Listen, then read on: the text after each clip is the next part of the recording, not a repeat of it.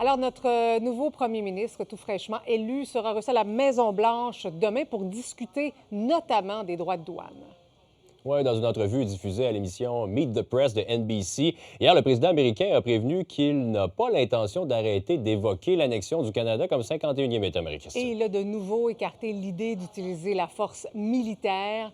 Parallèlement à ça, il souhaite s'attaquer à l'industrie du cinéma. Sabrina, on parle donc de tarifs qui risquent de faire mal, bien sûr, à l'industrie. On a vraiment l'impression que Donald Trump va toucher à toutes les sphères de toutes les industries d'un petit peu partout à travers le monde. Et là, vraiment, celle-là, concernant l'industrie cinématographique, bien, ça risque de faire mal. Il faut dire quand même que ce n'est pas nécessairement la première fois que Donald Trump parle, en fait, d'imposer des tarifs douaniers au monde du cinéma. Et voici ce qu'il avait écrit un petit peu plus tôt hier sur son compte Truth Social. Alors, il avait dit effectivement qu'il souhaite imposer, en fait, des tarifs douaniers de 100 et ce, immédiatement. Tout de suite, on peut aller l'écouter.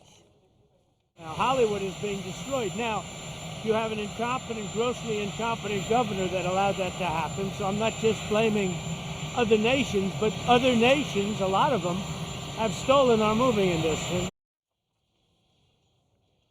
Donc, le secrétaire américain au commerce, Howard Lutnick, a dit qu'il était sur le coup, en fait, et qu'il allait commencer à voir comment ces tarifs-là vont être imposés. Donc, bien sûr, on le disait, ça risque de faire mal à l'industrie cinématographique parce que j'en parlais un petit peu plus tôt avec des gens du secteur et on me disait qu'il peut y avoir entre 8 et 12 productions cinématographiques américaines qui se passent au Québec dans les dernières années. Alors, c'est sûr que ça risque de faire mal et j'en ai parlé justement avec le président de l'Actis.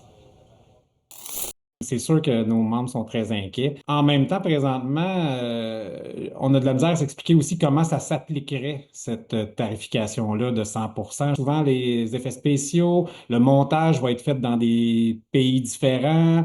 Comment définir exactement qu'est-ce qu'une production américaine? Pour nous, il y a beaucoup de points d'interrogation dans son annonce.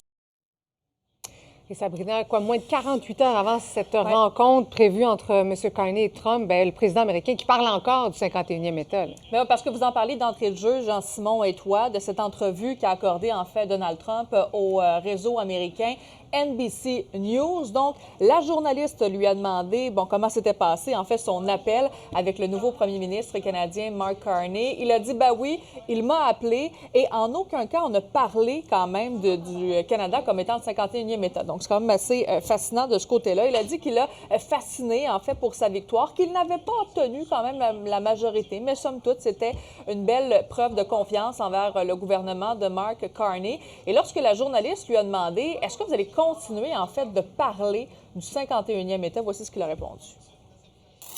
So will you talk to him about making Canada a 51st state, annexing Canada? I'll always talk about that. You know why? We subsidize Canada to the tune of $200 billion a year. Donc, encore une fois, il parle de ce que les États-Unis, en fait, subventionnent le Canada, des chiffres qui ne sont pas vrais. Et nouvelle lubie, là, maintenant, de Donald Trump, c'est la prison d'Alcatraz. Bien, c'est connu, c'est touristiquement connu en Californie, à 2 kilomètres, en fait, de la côte. C'est un musée, maintenant. Bien oui, de la côte de San Francisco. Ça a été fermé, en fait, en mars 1963, après 29 ans d'existence. Et notamment Al Capone, qui avait été emprisonné à cet endroit-là. Eh bien, c'est rendu que Donald Trump souhaite rouvrir, en fait, cette prison-là pour y emprisonner, bien sûr, des criminels.